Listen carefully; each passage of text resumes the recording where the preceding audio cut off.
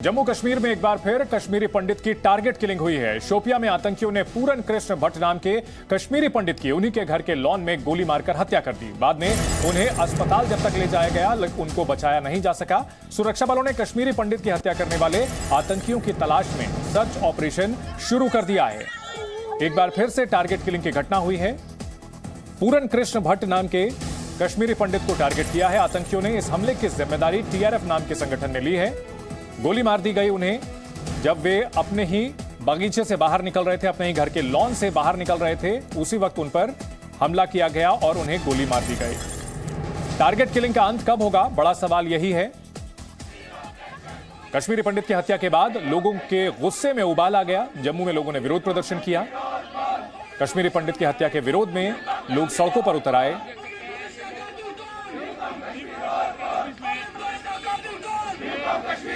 पिछले कुछ महीनों में कश्मीरी पंडितों की टारगेट किलिंग की जा रही है। कश्मीरी पंडितों के साथ साथ गैर कश्मीरी लोगों को निशाना बनाया जा रहा है। एक बैंक के मैनेजर की हत्या कर दी गई थी। साथ ही साथ कई बाहरी मजदूरों को भी निशाना बनाया जा रहा है। उनके ऊपर भी गोलियां चलाई जा रही हैं।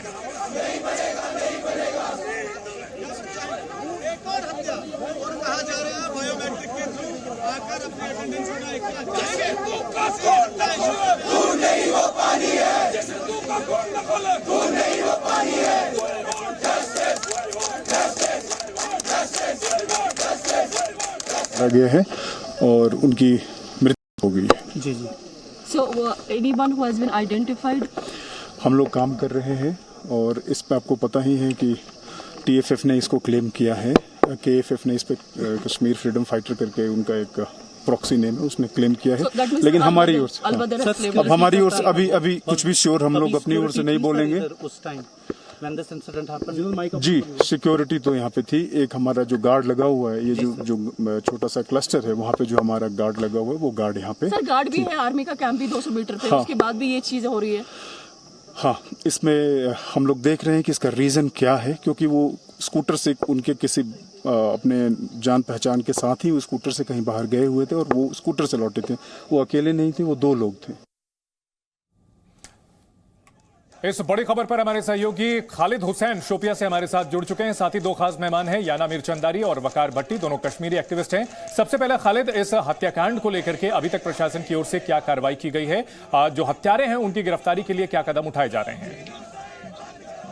बिल्कुल, मैं आपको बता दूं, इस वक्त हम स्पॉट पर हैं। यहाँ पर मैं आपको यही वो स्पॉट है जहाँ पर पूर्ण कृष्ण भट्ट को जो है वो गोली मार दी गई थी। और यहाँ पर आप देख सकते का घर है जहां पर अभी कुछ देर पहले उनको शव को जो है जम्मू के लिए रवाना किया गया है। और जम्मू में उनकी क्योंकि पत्नी है, 2 बच्चे हैं छोटे छोटे, वहां पर उनके शव को अंतिम संस्कार के लिए रवाना किया गया है। जो आपका सवाल है कि इस पर क्या कार्रवाई की गई है, फिलहाल इस पूरे इलाके में रिइंफोर्समेंट जो है बुला ली गई है। जो एंट्री और एग्जिट पॉइंट्स है उनको सील कर दिया गया है, जगह जगह नाके लगा दिए गए हैं।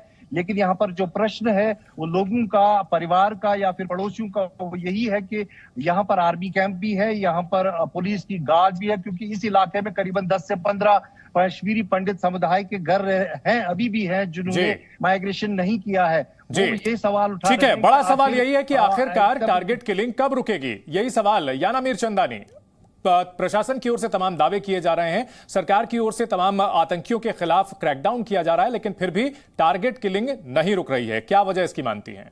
यही सवाल वकार भट्टी आपसे लेना चाहेंगे। याना से हम थोड़ी देर बाद संपर्क करेंगे। वकार भट्टी, क्या वजह है कि टारगेट किलिंग नहीं रुक रही?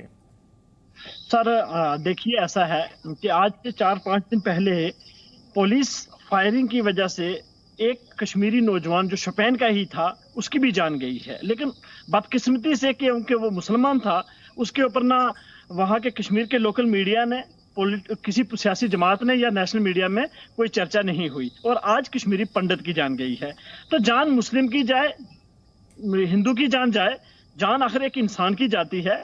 और पॉलिटिकल जो पार्टियां हैं वो अपना फायदा ढूंढती हैं, चाहे वो हिंदू मरे। वकार भट्टी साहब, सवाल यहां एक पूछना चाहूंगा आपसे कि अगर किसी तरह का प्रदर्शन होता है और उस दौरान पुलिस की गोली चलती है, उसमें किसी की मौत हो जाए और आतंकी किसी की हत्या कर देते हैं, क्या ये दोनों एक ही मामले हैं? इन दोनों को विज़-अ-विज़ एक दूसरे के बरक्स रखने का क्या मकसद है?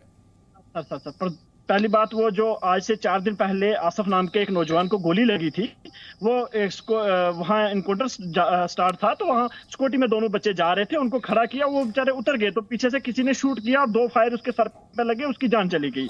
लेकिन उस पर चर्चा नहीं, उस पर बात नहीं हुई। क्या वो आतंकी घटना थी? मैं आपसे ये जानना चाहूंगा कि क्या वो आतंकी घटना थी? नहीं, वो आतंकी घटना नहीं थी, कोई इनकाउंटर था, इनकाउंटर साइड से वो बच्चे जा रहे थे, तो उनको खड़ा किया चेकिंग करने के लिए, चेक पोस्ट थी, वहां खड़ा करने के बाद उनको पीछे से पुलिस वाले ने शूट किया, और जिसकी वजह से पुलिस वाले, यानी कि वो कोलेटरल फायरिंग थी ना सर? कोलेटरल फायरिंग थी, कोलेटरल डैमेज था कि अगर फायरिंग के दौरान गलती से वो बीच में आ गए। नहीं तो होनी चाहिए ना, ऐसे तो नहीं मार सकते। ठीक है, वो आपका एक वैलिड पॉइंट है, चलिए मैंने उठाया, लेकिन उस मुद्दे को आतंकियों ने टारगेट करके जो गोली मारी है, उन दोनों उसके बरक्स बात करने की क्या जरूरत है? मेरा सवाल यह है सर कि उस मामले में पुलिस या फिर सुरक्षाकर्मी जो कुछ भी थे, उनकी लापरवाही की बात निश्चित तौर पर होनी चाहिए, लेकिन यहां पर टारगेट करके एक समुदाय जो कि अल्पसंख्यक समुदाय है, उसको निशाना बनाया जा रहा है। मैं अभी इसी पे आ रहा हूं। अभी देखिए, आप कुछ दिन पहले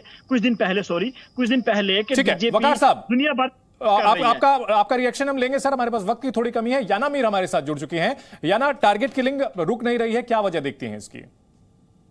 देखिए, मैंने ये कई बार बोला है, और आपकी ही न्यूज चैनल पे जो है, जो आपके कमेंटेटर है, वो मुझे अटैक करते थे, बोलते थे कि why are you talking anti national. मैं आपको बता दूं, वहां पे पूर्ण कृष्ण भट्ट साहब के घर के बाहर गार्ड भी तैनात था, उनकी जो एरिया है वहां पे सिक्योरिटी फोर्सेस भी तैनात है, शोपियान एक सेफ जगह बन चुकी थी। अब ये अटैक फिर भी हुआ। क्या ये सवाल शोपियान पुलिस को नहीं पूछना चाहिए कि उनके नजर के नीचे, उनकी आंखों के नीचे से कैसे ये अटैक हो गया? कहाँ है उनकी इंटेलिजेंस? आप बताइए, जब पिछली बार अमरीन भट्ट और राहुल भट्ट की किलिंग्स हुई थी, उन्होंने तो बड़े दावे किए थे, हमने किसी को पकड़ के मार डाला, हमने न्यूट्रलाइज कर दिया उनके मारने वालों, उनके टेररिस्ट को।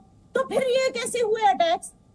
जब मैं बार बार बोलती हूँ कि पुलिस यहाँ पर इस तरह के काम करती है जो ठीक से काम नहीं किए जा रहे, जो यहाँ पे इंटेलिजेंस इनपुट पुलिस की है, या तो वो गलत होती है या तो वो आर्टिफिशियल होती है, मतलब उस पे वो रिएक्ट करते हैं। ठीक है, तो आप पुलिस की लापरवाही इसके पीछे बड़ी वजह देखती हैं। बहुत शुक्रिया याना मीर और वकार साहब आपका हमारे साथ इस बड़ी खबर पर जुड़ने के लिए।